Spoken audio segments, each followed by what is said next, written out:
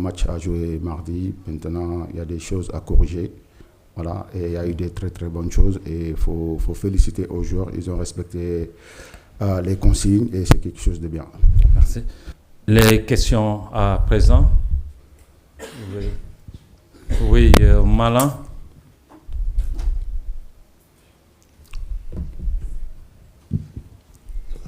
Malan Sané, des Sport TV. Bonsoir coach, toutes nos félicitations. L'équipe aujourd'hui, par rapport à l'animation, a proposé un 4-3-3. Dans votre tête, qu'est-ce qui a changé pour que vous changez complètement d'animation, contrairement à ce qu'on avait l'habitude de voir les autres matchs? Oui, bonsoir Malan, merci. Bon, écoutez, je me suis entretenu parce que quand même, quand tu prends une équipe, c'est important de s'entretenir avec les joueurs, faire des entretiens individuels. Bon, je les ai parlé de mon projet, de ce que je voulais.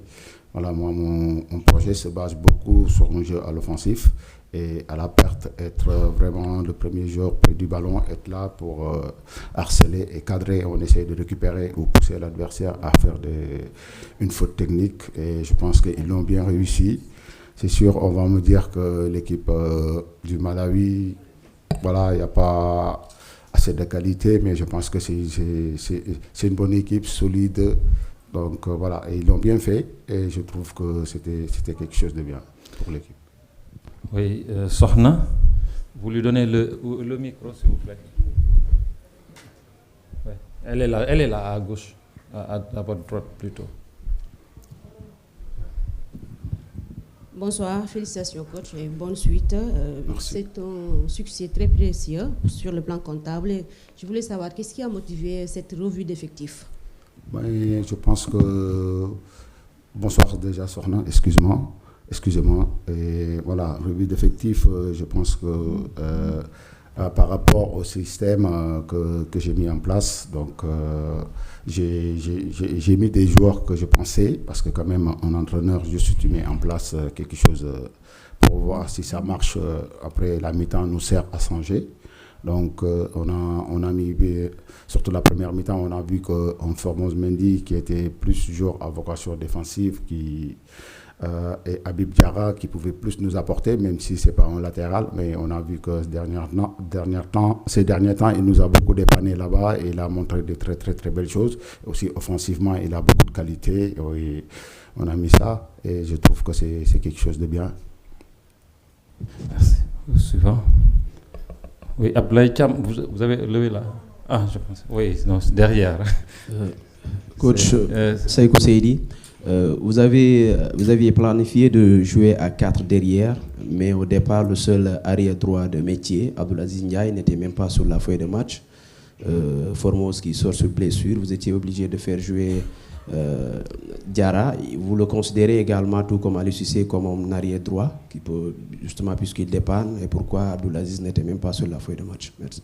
Oui, bonjour Sekou. De toute façon, comme on dit, il y a des choix à faire, je les ai faits. Donc je pense que Habib Diarra, c'est pas parce que Formose est blessé qu'il est passé arrière droit. Donc on a vu que l'équipe adverse avait pris un carton rouge, donc on avait besoin plus de palette technique devant. Bon, Formose, on sait que sur le plan défensif, c'est costaud, donc voilà. Et on voit que Habib pouvait plus nous apporter sur le plan offensif. Et voilà, il fallait marquer des buts pour ne pas rester sur le traumatisme qu'on avait ces derniers temps, que quand tu gagnes 1-0 à la fin, c'est normal, les joueurs, c'est des humains. C'est sûr, si on restait à 1-0, à un moment, ils allaient reculer. Et donc, c'est ça que j'ai évité. C'est pour ça que j'ai lancé les joueurs offensifs pour pouvoir débloquer ce match le plus rapidement et le terminer comme ils l'ont bien fait. Malheureusement, le but que j'aurais bien aimé qu'on marque, c'est le 5e, et pour pouvoir passer devant et être premier du groupe. Aruna. Bonsoir coach. Je suis là. J'ai 2 préoccupations. La première, c'est le cas Habib Diarra. J'y reviens parce qu'on a comme l'impression qu'il y a des gâchis à faire jouer Habib Diarra compte tenu de tout son potentiel comme arrière. Il peut apporter plus à cette équipe-là. La deuxième préoccupation, c'est Ismaël Sarr. On a eu l'impression qu'à la mi-temps, c'est un joueur peut-être qui aurait dû quitter ses partenaires parce qu'on n'a pas senti l'apport offensif qu'on attend d'un joueur de sa qualité. Qu'est-ce que vous en pensez? Oui, bonsoir. Et merci pour les conseils. C'est sûr, je vais les prendre en compte. C'est sûr, Habib Diarra, on connaît très, très, très bien. Là, c'était juste pour dépanner parce qu'on avait plus besoin sur le côté offensif. Mais je pense que Ismaïla était bien là. Il a bien terminé le match. Voilà. Je pense qu'il n'y a pas eu de souci. Non? Merci. Le dernier, oui, madame. Bonsoir coach, félicitations. Merci. Vous avez déjà franchi un pas avec cette victoire à domicile. Désormais, il faut gérer la seconde confrontation. Ce sera dans quelques jours à Lilongwe. Cette fois-ci, quel visage du Sénégal on peut s'attendre peut-être cette fois-ci?